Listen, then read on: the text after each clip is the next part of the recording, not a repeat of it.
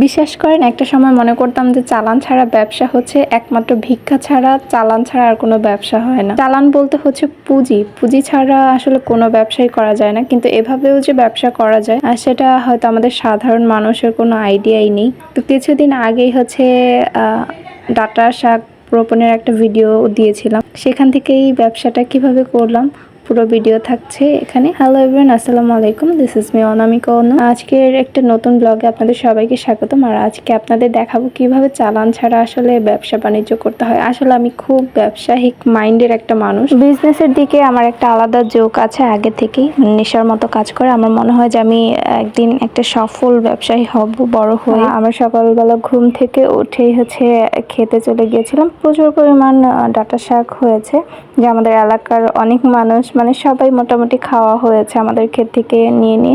এখন এত শাক তো আর নষ্ট করা যাবে না, এগুলো কি করবো, এত শাক খাওয়াও যাবে না। আর এখন ঈদের সিজন, সবাই মানে বাসায় ভালো মন্দ রান্না করছে, খাচ্ছে। সিরিয়াসলি ভাই, এত বড় একটা এলাকার মধ্যে বসবাস করি, এতগুলো মানুষ মানে সবাই মোটামুটি খাওয়া হয়েছে। তারপর আল্লাহর কত সুন্দর একটা নিয়ম, দেখুন এত মানুষ খাওয়ার পরও এগুলো আসলে শেষ হচ্ছে না।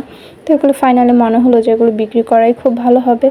আর আমাদের এলাকার একটা খুব সুন্দর বিষয় হচ্ছে যে মানুষ সকাল সকাল কিন্তু এটা একটা আলাদা, যার ব্যবসার থেকে এটা একটা আলাদা এক ধরনের বিজনেস। সবাই মোটামুটি যাদের বাসায় অতিরিক্ত ফসল হয় সেটা বিক্রি করে ফেলে। তো আমাদের সাভার অঞ্চলে কিন্তু কাঁঠাল, আম এগুলো অনেক বেশি হয়, তো এগুলো হচ্ছে মানুষ বিক্রি করে ফেলে। কিন্তু দেখেন, আমি কিন্তু সকালবেলা উঠেছি হচ্ছে, আমাকে ডাকা হয়েছিল শুধুমাত্র ভিডিও করার জন্য।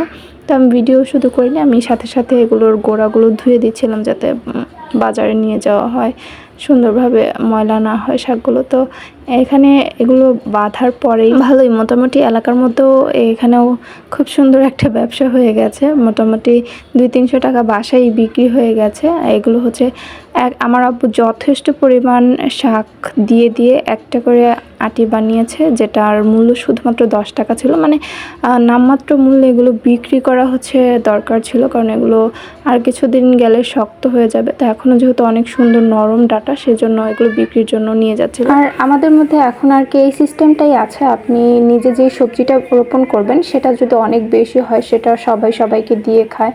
আমাদের এলাকার মধ্যেও যে যা আর কি রোপণ করে সবাই সবার বাসায় মোটামুটি দিয়ে খায়। তো আমরাও অনেক বেশি চেষ্টা করেছি সবাইকে দিয়ে তারপর হচ্ছে সেল করার। এটা হচ্ছে আমাদের সেই শাক বিক্রির টাকায় হচ্ছে আমাদের সকালের নাস্তা করিয়েছে আব্বু, বাজার থেকে নিয়ে এসেছিল।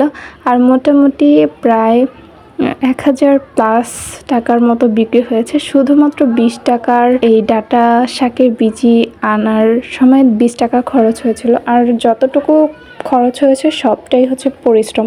তো আসলে পরিশ্রম করলে যে কোনো জিনিসে অনেক বেশি সফল হওয়া যায়। তো চালান ছাড়া ব্যবসা এটাই যে আপনি শুধুমাত্র 20 টাকার বিনিময়ে প্রায় 1000 টাকার উপরে বিক্রি করতে পারেন। এর থেকে সুন্দর ব্যবসা আসলে আর হতে পারে না। এটা আল্লাহর নিয়ামত ছাড়ার কিছুই না। সো আল্লাহ হাফেজ, আজকে এই পর্যন্ত, বাই বাই। আমার আম্মু খুব সুন্দর করে বিদায় দিয়ে দিচ্ছে। টাটা, বাই বাই, ভালো থাকবেন সবাই।